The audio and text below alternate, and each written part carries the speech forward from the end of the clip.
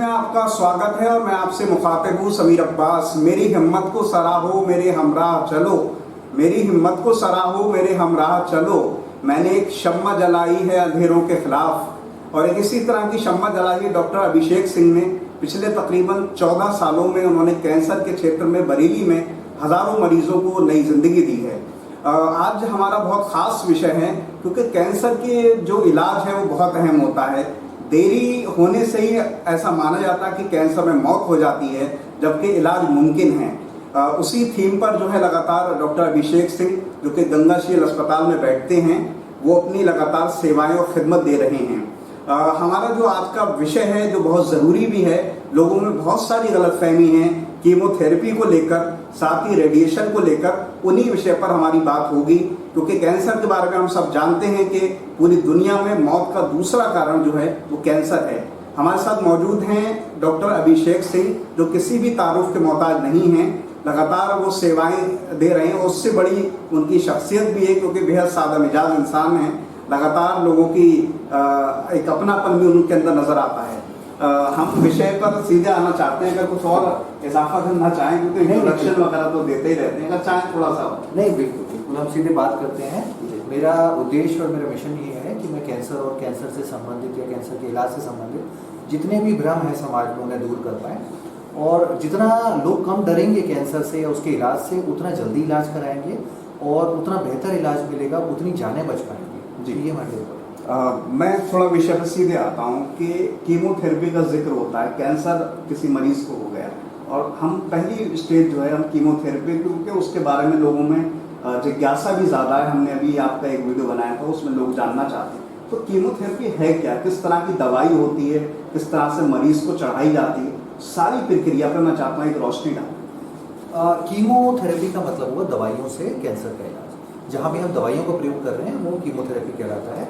वो दवाइयाँ किसी भी प्रकार की हो सकती हैं, वो टैबलेट हो सकता है, वो कैप्सूल हो सकता है, वो आईवी दे सकते हैं, जैसे ग्लूकोज चढ़ता है उस तरह दिया जा सकता है, वो मसल में इंजेक्शन लगा सकते हैं, बहुत सारे जैसे भी तरीके से दवाई दी जा सकती है, वो सभी प्रकार की कीमोथेरेपी आती है। क्योंकि कैंसर मैंने जैसे पहले भी बताया था बहुत प्रकार का होता है, 200 प्रकार से ज़्यादा के लगभग कैंसर हैं, तो उनके इलाज के लिए भी अलग अलग कीमोथेरेपी होती है। और ज़्यादातर इलाज में हमें कॉम्बिनेशन यूज़ करना पड़ता है दवाइयों का। 2 या 3 दवाइयों को साथ में जोड़ के हम चलाते हैं ताकि नुकसान कम से कम रहे और फ़ायदा ज़्यादा से ज़्यादा। तो जब भी हम दवाई से कैंसर का इलाज करते हैं उसको कीमोथेरेपी बोला जाता है। जी, थोड़ा सा मैं ये जानना चाहता हूँ, जो कीमोथेरेपी वो दवाई जो है वो किस तरह की चीज़ों से, किस तरह की रासायनिक क्रियाओं से बनती है, केमिस्ट्री की भाषा में अगर मैं इस्तेमाल करूँ चाहता हूँ, उस पर भी थोड़ा सा रोशनी।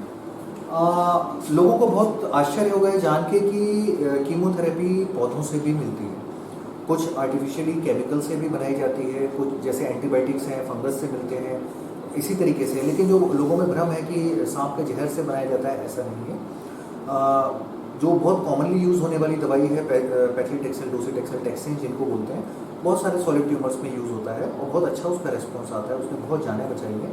वो एक पेड़ है पैसिफिक यू प्लांट, उसकी छाल से निकलता है, उसकी छाल से उसके एक्सट्रैक्ट को निकाला जाता है। ऐसे ही 3 तरह की कीमोथेरेपी हमें सदाबहार के पौधे से मिलती है। उसका एक स्पेसिफिक स्पीशी होती है जिसके पौधे से, एक ही पौधे से हमें 3 तरह की कीमोथेरेपी मिलती है, विनक्रिस्टीन, विनब्लास्टिन, विनोरेल्गिन, और तीनों अलग अलग जगह पर यूज़ होती हैं, अलग अलग कैंसर में यूज़ होती हैं, लिम्फोमा में, ल्यूकीमिया में, उनका बहुत अच्छा रोल है।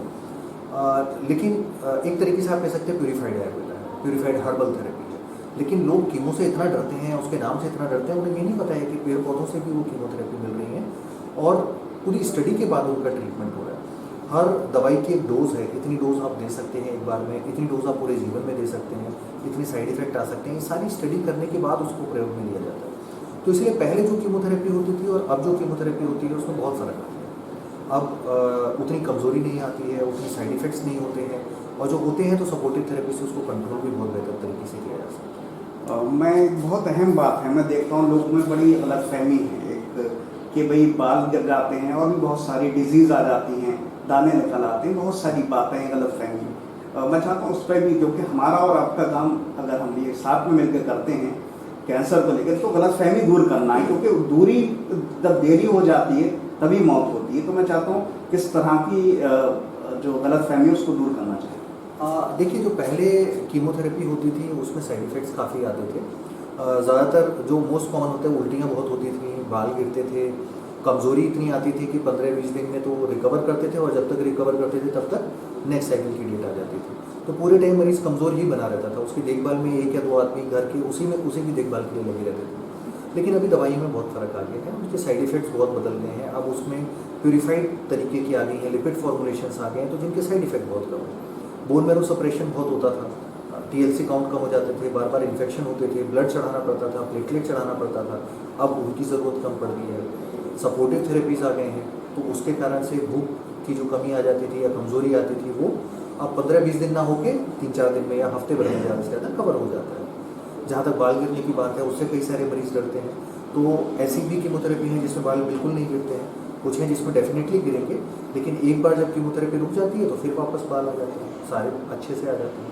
तो बहुत सारा बदलाव आ गया है कीमोथेरेपी को लेके। पुराने जो परसेप्शंस थे वो अभी भी लोगों में बने हुए हैं। अभी लोगों को उतनी जानकारी नहीं हो रही है कि दवाइयाँ बदल गई हैं, सपोर्टिव थेरेपीज बदल गई हैं, और उसके कारण से एंड रिजल्ट बदल गई हैं। ज़्यादा जानें बच रही हैं, कमजोरी कम आ रही है। अब कई बार ऐसा रहता है कि पेशेंट को पहचानना मुश्किल होता है कि ये पेशेंट मरीज है। इतना अच्छे जनरल कंडीशन के साथ पूरा ट्रीटमेंट कवर हो जाता है कि आप देखिए बता नहीं सकते कि मरीज है, कैंसर का मरीज दूर की बात है। जी, बहुत अहम दूसरा विषय जिसका आपका स्पेशलाइजेशन है रेडिएशन का। रेडिएशन को लेकर भी बहुत सारा डर है कि भाई वो करंट, जो गांव में आम भाषा में कहते हैं करंट लगा देंगे, जला देते हैं और उससे फिर बॉडी पर असर पड़ता है, जो आम भाषा में। क्योंकि हमारा मकसद भी ये कि जो हिंदुस्तान का 60% आबादी गाँव में बसती है उस तक हमारा पैगाम पहुँचे। तो रेडिएशन में क्योंकि आपका स्पेशलाइजेशन, चाहता हूँ उस पर पहले रोशनी डालें, फिर हम उसके फ़ायदे और नुकसान के बारे में बात करें। रेडिएशन थेरेपी बेसिकली क्या होता है, जैसे एक्सरे है, पहले रेडियो आइसोटोप से उसको थेरेपी दिया जाता था, तो गामा रेज निकलते थे, कोबाल्ट वगैरह जो हम यूज़ करते थे, तो उसमें गामा रेज से ट्रीट किया जाता था। और बाद में जो अब लीनियर एक्सलेटर मशीन्स आई हैं उसमें और ज़्यादा एनर्जी पोटेंशियल के साथ हाई एनर्जी एक्सरेज को हम यूज़ करते हैं। तो उसको गाँव वालों को समझाना मुश्किल होता था, तो उनको ये समझाया जाता था बिजली की सिकाई हो रही है, इस सिकाई से कैंसर के सेल मर जाते हैं। तो वो जो बिजली की सिकाई वाला कॉन्सेप्ट है वही दिमाग में बैठा हुआ है कि सिकाई है। कई बार मरीज कंप्लेन करते हैं कि हमारा रेडिएशन चल रहा है, हमें गर्मी तो लगी नहीं, सिकाई हो रही है, कोई फ़र्क नहीं आ रहा है। तो ये परसेप्शन गलत है। करंट लगाते हैं, करंट जैसा कुछ नहीं लगता है, पता भी नहीं चलता है। जैसे एक्सरे होता है, एक्सरे में आपको पता नहीं चलता, वैसे ही रेडिएशन में आपको पता नहीं चलता। हालांकि जब वो आगे बढ़ता है, ड्यूरेशन उसका बढ़ता है, क्योंकि लंबे समय दिया जाता है। छोटी छोटी डोज डेली दी जाती हैं, सोमवार से शुक्रवार 2 दिन का गैप रखा जाता है, शनिवार रविवार, ताकि रिकवरी का टाइम मिल जाए। और ऐसे वो लगभग महीने बाद, कभी 1.5 महीने तक वो इलाज चलता है, थोड़ी डोज के।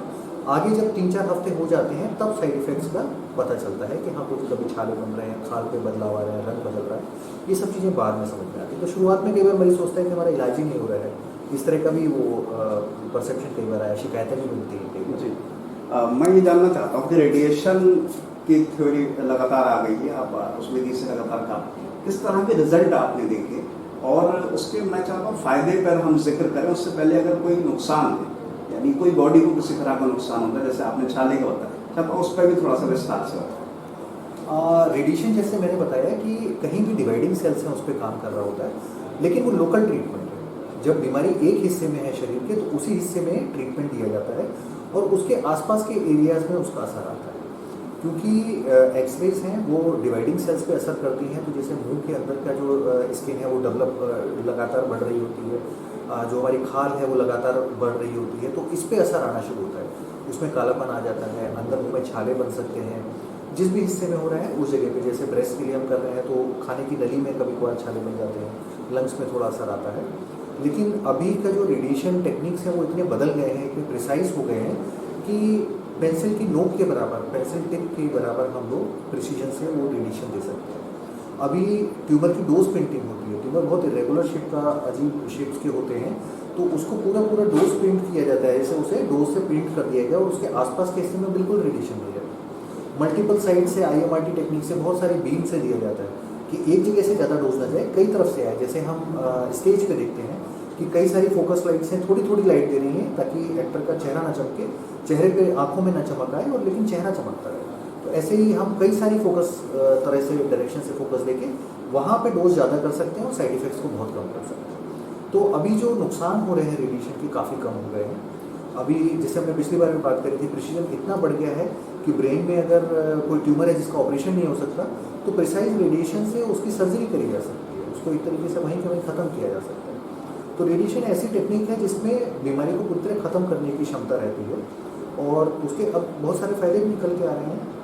जैसे हमने अभी बताया कि ब्रेन में सर्जरी नहीं हो पा रही ऐसी लोकेशन पे, तो वहाँ आप सर्जरी कर सकते हैं। लैरिंग्स हो गया या ब्लैडर हो गया, आवाज़ की ग्रंथि है, इसको पहले ऑपरेट करना पड़ता था ठीक करने के लिए। अभी रेडिएशन और कीमोथेरेपी की कॉम्बिनेशन से इसको बचाया जा सकता है।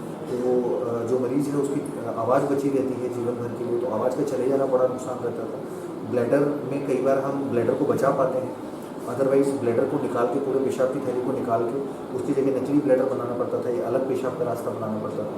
तो वो जो जीवन में क्वालिटी ऑफ लाइफ जो बदल जाती थी वो अब बच जाती है। तो ऑर्गन प्रिजर्वेशन में रेडिएशन का काफ़ी बड़ा रोल है। बस इससे जुड़ा एक और सवाल आखिरी है कि कीमोथेरेपी और रेडियोथेरेपी में किस तरह की और उम्मीदें हैं, क्योंकि आप लगातार स्टडी भी करते रहते होंगे, हिंदुस्तान के बाहर भी लगातार आप जाते हैं, तो किस तरह की और उम्मीदें हैं और क्या क्या तकनीक आने की उम्मीद है जिससे लोगों को जो है ज़बरदस्त तरह से फ़ायदा मिले? बहुत सारे, बहुत काम चल रहा है दुनिया भर में, हर जगह काम चल रहा है। जितने भी छोटे से छोटे मेडिकल कॉलेज से लेकर बड़े रिसर्च सेंटर तक सब जगह बहुत काम चल रहा है। नई नई दवाइयाँ बनाने की कोशिश हो रही है, इम्यूनोथेरेपीज आ रही हैं। अभी कैंसर की इम्यूनोथेरेपी कोविड में भी यूज़ हुई है, मोनोक्लोनल एंटीबॉडीज़ आई हैं। तो इम्यूनोथेरेपी पे बहुत तेज़ी से काम चल रहा है, जो कि जिसके साइड इफेक्ट्स बहुत कम होते हैं। टारगेटेड थेरेपीज़ पे काम चल रहा है, जो कि नॉर्मल सेल्स पे कोई असर ना डालें और सिर्फ कैंसर सेल्स पे असर डालें।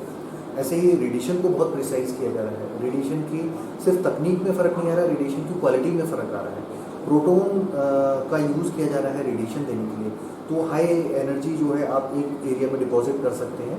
साइड इफ़ेक्ट्स उसके बहुत कम है, लोकलाइज ट्रीटमेंट दे सकते हैं, आसपास के एरिया को और ज़्यादा बचा सकते हैं। तो बहुत चेंजेस आने वाले हैं। अगले दशक में तो बहुत बदलाव आएंगे, लेकिन पिछले दशक से इस दशक में भी ज़मीन आसमान का अंतर आएगा, बहुत बदलाव आएगा। जी, हमने बीमारी की बात कर ली और आपसे तमाम चीज़ों की बात कर ली। पिछली बार हमारे इंटरव्यू में एक बात हो रही थी, आपको म्यूज़िक का शौक।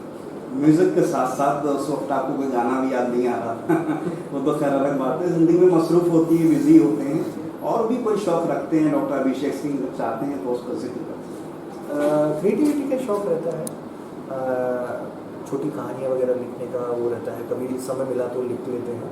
और पहले स्टेज पे भी कॉलेज में काफ़ी मैं रहता था, स्टेज पे रहता था, तो जहाँ मौका मिलता है कुछ भी क्रिएटिव करने का कोशिश करते हैं, कुछ ना कुछ करते रहे। अभी ये वीडियोस बन रहे हैं, वीडियोस के बाद देखिए कुछ जानकारी देने में कुछ क्रिएटिव तरीक़ों से मैं कोशिश करूँगा कि लोगों तक पहुँच पाऊँ। जी, हमारी बहुत सारी शुभकामनाएँ हैं। इसी तरह बरेली और ख़ास तौर से आप रुड़की के रहने वाले हैं, उसका नाम रोशन करते रहें, हज़ारों ज़िंदगी को बचाते हैं। Thank you. और आपका जो सहयोग मेरे को मिल रहा है लोगों तक की जानकारी पहुँचाने में, उसके लिए आपका बहुत बहुत शुक्रिया। तो हमारे साथ थे डॉक्टर अभिषेक सिंह, जिन्होंने तमाम बातों पर हमारे साथ आज अपनी बात साझा की। ख़ासतौर से कीमोथेरेपी और रेडिएशन पर हमारा जिक्र हुआ, क्योंकि उनका स्पेशलाइजेशन भी जो कानपुर से हुआ था वो रेडिएशन पर हुआ। तकरीबन 14 साल का उनका एक्सपीरियंस है, लंबा एक्सपीरियंस है, और गंगा शील्ड में वो अपनी सेवाएं दे रहे हैं। यकीनन जिस तरह का वो काम कर रहे हैं, हमारी बहुत सारी शुभकामनाएं हैं, वो लगातार इसी तरह से बरेली और आसपास के लोगों के लिए खिदमत करते रहें और कैंसर से लोगों को निजात दिलाते रहें। फिलहाल इन तमाम बातों के साथ मैं समीर अब्बास, कैमरामैन सरताज हुसैन के साथ, अटल न्यूज़ से।